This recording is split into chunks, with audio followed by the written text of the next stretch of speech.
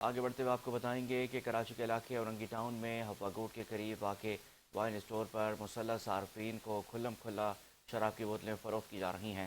مقامی police, excise department, محکمہ customs اور ضلع انتظامیہ کے کچھ کرپٹ عناصر بھاری رشوت کے بدلے اس غیر قانونی سرگرمی کی سہولت کاری کر رہے ہیں۔ مزید تفصیلات دیکھنے کے لیے ہم دیکھتے ہیں نمائندہ 5 نیوز سے خصوصی راشد خان کی رپورٹ۔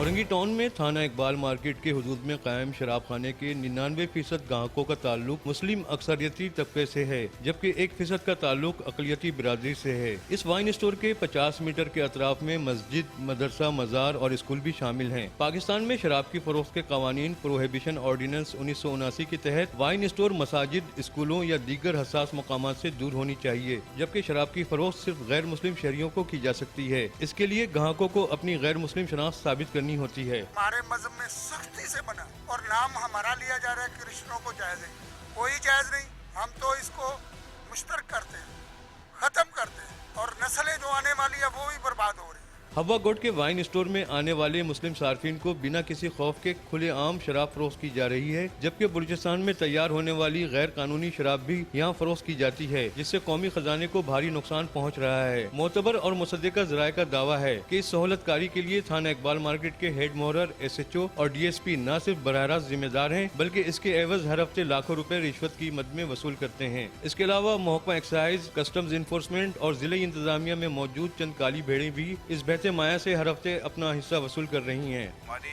مذہب میں شراب الاؤ نہیں ہے، یہ غلط ہے، اس کو نہیں پینا چاہیے۔ اور یہ جو شراب کے دکان کے حوالے سے آپ کہہ رہے ہیں، یہ شراب کی دکان صرف اپنے بزنس کے لیے کھولا ہوا ہے۔ یہاں کرسچنوں کی تعداد یہ کہہ سکتے ہیں کہ 2%، 3% وہاں پہ جاتی ہے۔ پروہیبیشن آرڈیننس 1979 کے تحت مسلم صارفین کو غیر قانونی طور پر شراب کی فروخت کی سزا 7 سال قید اور کم از کم 1 لاکھ روپے جرمانہ ہے، مگر کراچی میں بالا قانون اس کاروبار کو جاری رکھنے کے لیے ضروری ہے کہ متعلقہ اداروں کے راشی افسران کو باقاعدگی کے ساتھ انہیں ان کا حصہ پہنچایا جاتا رہے۔ کیمرہ مین رخسار بیگ کے ہمراہ راشد خان، 5 نیوز، کراچی۔